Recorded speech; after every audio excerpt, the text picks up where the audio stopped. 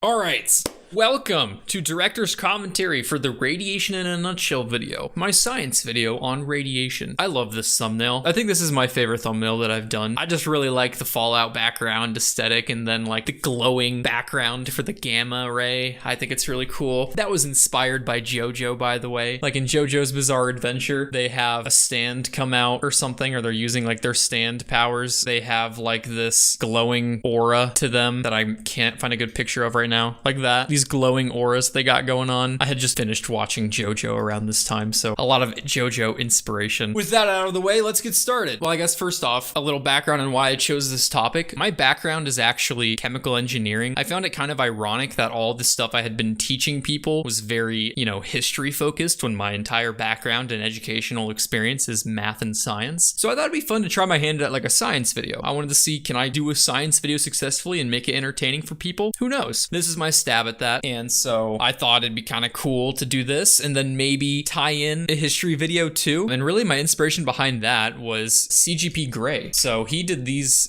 series of 2 videos on pirates. So he had how to be a pirate captain and how to be a pirate quartermaster. And at the end of these videos, this little character here that you can see in this little preview, he would ask like, I want to hear what this guy has to say, like pointing at the captain if you're watching the quartermaster video. And if you're watching the captain video, he said, I want to hear what that guy has to say, and talks to the quartermaster. And it's like 2 different perspectives on the life of a pirate ship and what they do and what makes it important. So that was kind of my inspiration behind doing 2 videos that were tied together, but different. One is like a science video and one is a history video. And at the end, the guy that I'm teaching, who you can see here in the thumbnail, Tim, was like, okay, but what about the history behind it? Or, okay, but why is radiation dangerous? And then it puts you in like a loop, just like CGP Grey did. And then also it all kind of stemmed from me wanting to make a science video. And who knows, maybe I will continue to do science videos going forward if this is well received. I plan on putting out a little poll in the future to ask if people liked the science video idea. As a trained nuclear engineer, I really loved accurate and hilarious video it was. Thank you. I'm glad you liked it.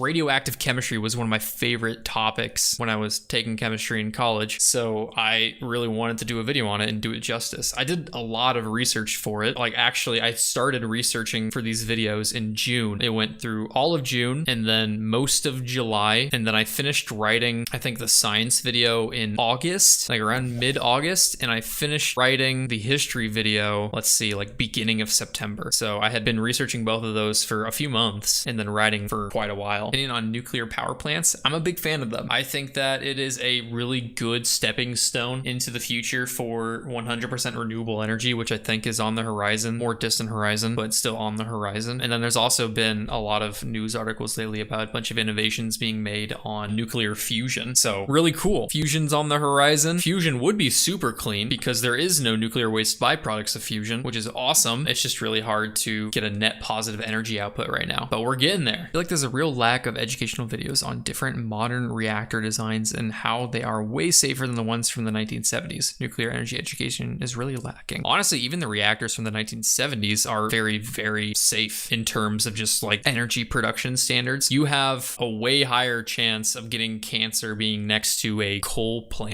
power plant than you do a nuclear power plant. You get more radiation exposure next to coal power plants than you do nuclear power plants. And then even like disasters that are famous, like 3 Mile Island disaster, didn't kill anyone, and they're kind of overblown in terms of how deadly they were. We got over 30 people in here, so I guess I can go ahead and get started. Let's go. Say, I bet the question on your mind is how a little bit of spicier can hurt you anyhow. I guess a little fun note about this, the idea for this intro, I mean, obviously Fallout being radioactive and radiation, but the idea for like talking like this, I was trying to go for sort of like the old-timey video radio type of like static distortion that you see in a lot of, like mid-1900s video broadcasts. So I was thinking of like Oppenheimer specifically when talking like this, kind of like, like the famous, like, I have become death, destroyer of worlds, but like this famous interview up with the in Wawa. Get 15 cents I really off should per get gallon. an ad blocker on. We knew the world would not not be the same. But yeah, like that type of like distortion-y static narration, that's kind of the voice acting I was trying to do. And then I thought about putting like static on the screen, making it black and white. I ended up just not doing that because I was, I guess, lazy. But and then I was gonna do like even a voice distortion on it. This lovely makeover was done by the amazingly incredible Cass W. Art. Oh, she's so good. Okay, so this was the hardest part of the video. One of the hardest parts of the video was this whole section talking about Cass, because she's got so much fucking amazing art. Oh my lord. Choosing what to showcase on this screen was freaking impossible. I ended up just choosing what kind of fit the best on the screen and try to diversify it a little bit beyond just like one type of animal and stuff. I wanted to showcase her chalk, her digital art, her painting. Oh my god, like she has so much. I was asking her for some of her favorite art pieces to show on this video, and she sent me so many incredible works of art. I could not pick. It was very difficult. And I talked to her about doing this commission, and really it was just kind of like timing working out perfect, because I could be misquoting this, but she said something about having a project coming up, a big project, and this Blue Jay idea that I asked her to do would be kind of like a good case study for her to warm up and practice for this larger project that she wanted to do. So she did this drawing of a blue jay that I asked for, and then 3 more drawings of blue jays, just giving me way more than I ever asked for. And doing it, but 4 different, yeah, these 4 drawings, and doing it all for free, just because like for her it was kind of like a warm-up and a case study to help her for this larger project that she was working towards. Kind of felt awful because she wouldn't let me pay her, but I mean, it's what she wanted to do. I'm not gonna tell her not to. So I thought a good middle ground would be just to commission her for anything in the future for money and give her a really big shout out, which she said would be great. And then also I decided to donate to one of her favorite charities, Audubon. I thought that'd be a kind of the best way I could give back without paying her like I thought she deserved. But yeah, like I gotta find a way to incorporate all these, probably in future merch ideas or something. There's already a cool design idea that we were discussing about using this Hershey's Kiss Blue Jay model or whatever coming out of like a shirt pocket on a t-shirt. That'd be adorable. I really want to do something like that. Help me pay her back by following her on Twitter or checking out some of the cool stuff she's got on her website, which I'll link below. Very cool. Check out her Redbubble. It's actually super cool. Instead, I donated $500 to one of her favorite charities. I wondered if anyone would question me on this because I had to blur out my name because it was my first name. I couldn't like make it Blue Jay, but I don't know how to show a receipt as proof that I donated, but I did. I hope you take my word for it. How do I edit? I peck. It takes a long time. That's why there's a long time between uploads. Scientists call a spectral gradation diagram a tour. I had always been looking for an excuse to make a tier list type video because I just find tier lists as a concept hilarious. I was trying to think of a good way to kind of like go through all the different types of radiation in a way that was economical, because there's so much info. This is a massive topic that people spend their entire careers and degrees, you know, dedicated to. So how can I condense that into a little shitty YouTube video? Well, how about I just highlight some dumb dangers and put it on a freaking tier list? I mean, spectral gradation diagrammator Adori. And so yeah, that was my idea for kind of like covering all the topics in the video and doing a little tier list type video deal. I mean, spectral gradation diagrammator. Check this out. Looks kind of like a crazy worm, right? Wrong. This is called the electromagnetic spectrum. There's so many dumb edits that I do that take far too long. Like this edit. I had, like, it didn't take me a super long time, but luckily I had already made, as you can see, this background here is that JoJo background that, if you noticed, I had a community post of. Originally, I had made this picture for a tweet reply, and then I just reformatted the background to watch. But I spent like an hour making this edit and drawing this background, adding these glow effects and all that to make like a JoJo-esque Blue Jay. Another JoJo reference, thank you very much. There's quite a few in this video. And so I just repurposed this image for this and then enlarged it. And then I added some flame effects, ember effects over my body. And then there's fire in the background that you can never really see. And then I had flames in my eyes that I put a mask around to match my eye perfectly, as close as I can. You can see a little bit of mistakes here, but all that work ultimately came down to probably like what, half a second of actual usage, but to me it's worth it. Oscillating electric and magnetic field. This was the last time that I was gonna talk about this. I'm like, I feel like I should point out why it's called electromagnetic spectrum instead of just dropping fancy words out like that. And I'm like, okay, that requires me talking about physical chemistry a little bit, aka quantum mechanics. And so a wave, it oscillates in an electric field and a magnetic field. field. And that's as far as I was gonna go talking about that, because fuck that topic. That subject was hell. Super interesting, but very hard to understand. My professor in college, a PhD in physical chemistry and quantum mechanics, was like, yeah, I failed this class when I took it, so don't feel bad if you don't do well. It's just very difficult. It's very conceptually difficult to get into, and you have to spend a lot of time. So this is as far as I was gonna go with this subject. The S tier for screw God for cursing us with eyes and forsaking us with a world of horrid sights. Down here on this end. When I first started thinking about how to do this video, I thought it'd be funny to just like talk about why radiation is so deadly. The original title that I was really thinking about for this video is why radiation is dangerous. You know, like I had seen a lot of takes, like a lot of, you know, serious, accurate takes on videos on radiation on YouTube about people saying like radiation is actually very vital for human life and for life as we know it. It's very important. Everything uses it. It's a lot safer than you think. Yada, yada, yada. It surrounds you all the time. Well, I thought it'd be funny to be like, here's how radiation is fucking awful. Everything about it is so deadly and dangerous and it can all kill you all the time whenever. And so I thought, okay, well, how could something like visible light kill you? Well, you get depressed enough looking at Twitter, and that's a pretty dangerous outcome of visible light. If you didn't have it, you wouldn't ever experience that. So I thought it'd be funny to kind of like explain why visible light is the deadliest radiation. And that's where I came up with that skit idea. So when I was first writing that portion of the video, I hadn't yet decided that I was going to rank all the radiation in S tier. I decided that later on. At first, I was thinking I would like end with visible light, basically saying it is the deadliest radiation, after I'd built my way up to it from like things like, you know, radio waves up to nuclear radiation, and then finally visible light. But then in the end, I decided let's just make them all really dangerous. I think that'd be kind of funny. Talk about how everything can be super dangerous for you. Non-ionizing radiation pretty much just generates heat and is relatively harmless from a physical perspective. I gotta say, drawing these little squiggles for the waves sometimes took me far longer than it should have. The amount of times that I redrew a wave because I wasn't satisfied with how it was spaced from the beginning to the end is pathetic. Up so fucking much.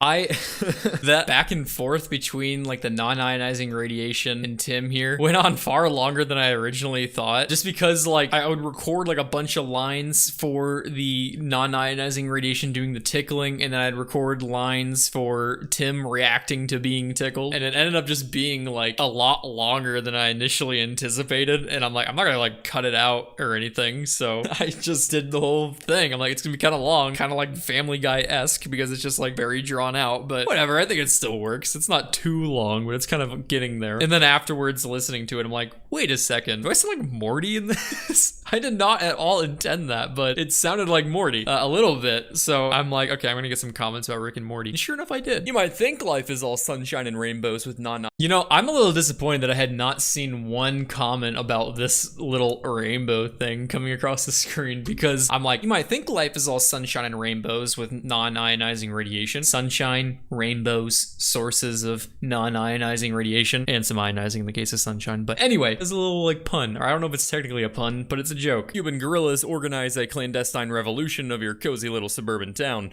S tier for socialist revolutions. It took a little bit of thought to think of like, what can I say is the most dangerous aspect of all these types of radiation? It took some thinking and some researching, and then I was like, I feel like I remember hearing something about like rebel radio or something like that or some kind of radio broadcast that was used during the Cuban Revolution. And so I looked into Cuban guerrillas, and I found out that a lot of their success could be contributed to some communication over radios. So I'm like, there you go. There's a dangerous result of radio waves, is radio just in it of itself in war is quite deadly when used successfully in earlier conflicts. My YouTube channel, with so much fire content, emits some of the most infrared radiation in the known universe.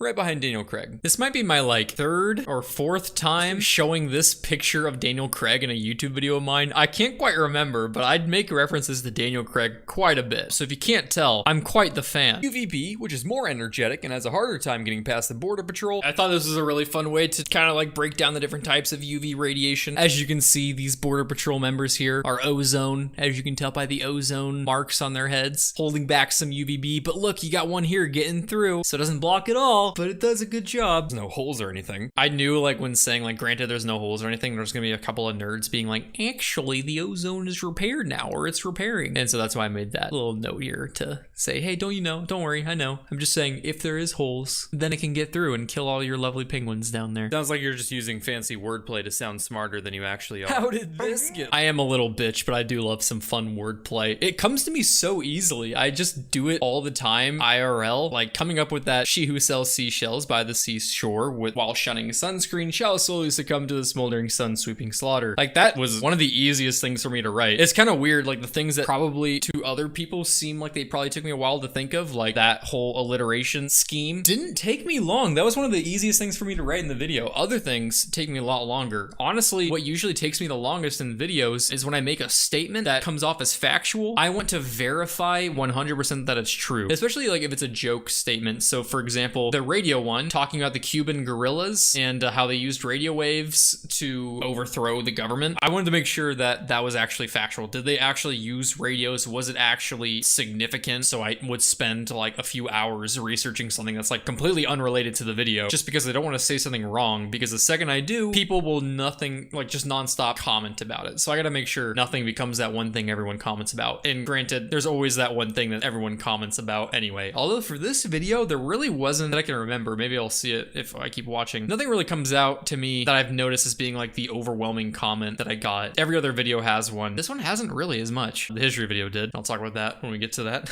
Atomic number, meaning more electrons to absorb X-rays compared to the soft parts of your body.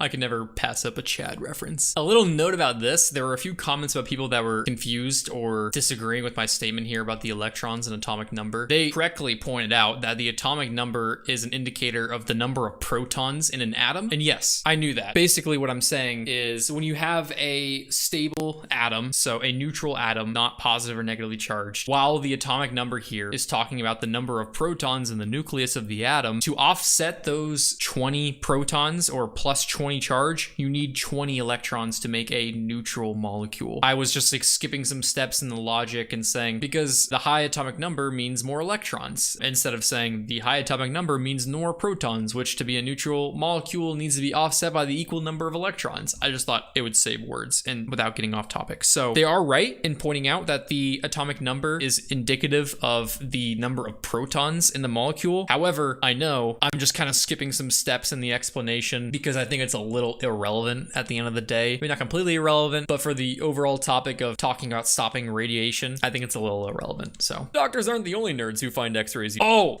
no, this is the comment that I got the most. The freaking Dr. Mike picture. So let me ask you all this. When you look at this picture and you read it, some random doctor, haha, look, he's smart, much nerd. Look at his nerd smile. Silly nerd with silly nerdoscope. He knows about X-rays. Laugh at nerd. Do you think that this is just some doctor image I found on the internet and I'm like, oh, it's just some random doctor? Or do you think that I'm pokingly making fun of Dr. Mike, the YouTuber with over 10 million subscribers? I feel like most people probably think it's the latter of those two. But a lot of comments thought, like, they would say something along the lines of, like, that's not a random doctor. That's Dr. Mike, you idiot. I'm like, are you kidding me right now? Of course I knew that. That's why I made all these, like, silly little remarks. But no, if in case you were one of these people that were confused, it's a wee bit of hyperbole. We do a wee bit of sarcasm here and there. I know it's Dr. Mike.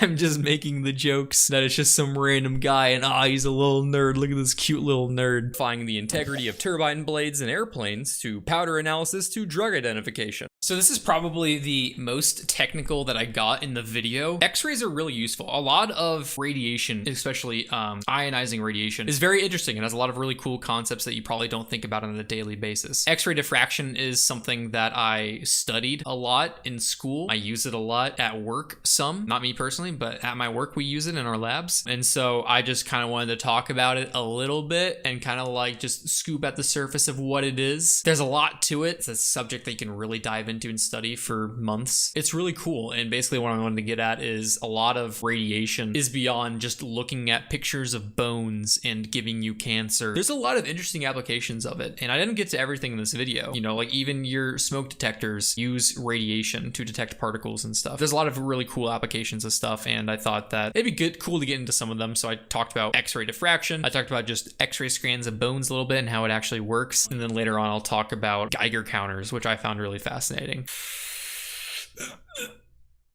This shit is definitely mid. And so to offset any nerdy topic, I have to dumb it back down to dumb skit just to kind of give you a little balance, a little yin and yang there. But I don't do drugs, but my friend does. So I literally texted a friend of mine like saying like, hey, weed man. And he's like, what? And I just like sent him this script for this like skit. I'm like, does it make sense to make this joke about mid weed? And he's like, yes, you can let them know that this is stoner approved. So I got the thumbs up for this joke. I hope you guys liked it. I've never smoked weed. I'm kind of a loser. So I had to ask a friend who did to make sure that this was okay. Oh, I guess I should say, I don't have anything against people who do smoke weed or do drugs or anything like that. I'm not trying to make any statement there. I'm just saying me personally, it's never been something that interested me. I don't know. I never really wanted to, so never have. Oh boy, I'm excited. Relaxing to its ground state by releasing a photon, aka light or electromagnetic radiation. Jesus Christ. Oh yeah, I guess I should really talk about that a little bit, but like the whole, I really liked this whole segment here, Photon, like animating this little electron to be jiggling around with two little eyes. That was just really fun for me to do. I like doing silly little dumb skits like that. aka light or electromagnetic radiation. Jesus Christ. And that was literally me in the room yelling at my mic and then turning my head out of the room and kind of like running out to get the distancing sound as fast as I possibly could get it because it's a light. But yeah, you can like go back and like see the actual individual frames of that little gamma ray there. I guess I used a gamma ray, although I'm not talking about gamma rays, so that was a little error. Electron volts to 100 or many thousands in the case of X-ray. It really varies greatly, but basically what I'm trying to get at is the order of magnitude of non-ionizing radiation being released from electrons in excited states going down to its ground states are far below what you get for ionizing radiation like gamma rays. Is tremendous for an atom, in the ballpark of millions of electron volts. I always like to throw in some kind of gumball conversion measurement in all my videos. So here it is in the science video. This means they can kill your cells and cause DNA damage that leads to cancer. Now, one of my favorite parts of the video making process is finding interesting ways to visualize what I'm saying that doesn't necessarily 100% correlate. So like talking about the ionizing radiation giving cancer, I could show it damaging DNA, like how it actually does it. Or I could show it just handing a pack of ciggies to a little toddler, and then gamma ray has a gun to show, hey, this is more energy than your x-rays. Whole ass table for these symptoms. So just like throw a dart or something. No matter what, you're not having a fun time. There's actually a lot, like this is a big topic that you can really dive into, and there's a lot. I can make a whole video on just acute radiation syndrome. There is a whole lot to discuss there, and as you can see just with this table, this isn't just showing the prodromal stage, or the manifest illness stage, I mean. So like I'm specifically pointing out this portion right here, the illness row, but as you can see, there's different doses that result in different times and different symptoms and all that stuff, and then, you know, just guaranteed death in less than 2 days. Like a lot of fun. So it's a lot of it's a lot of interesting stuff that you can talk about with this, and I just didn't really want to dive into it too deep because I wanted to keep it like kind of a surface level video. That's actually why a Geiger counter can be used to identify the presence of it, a device most recognizable by the characteristic clicking noise it makes.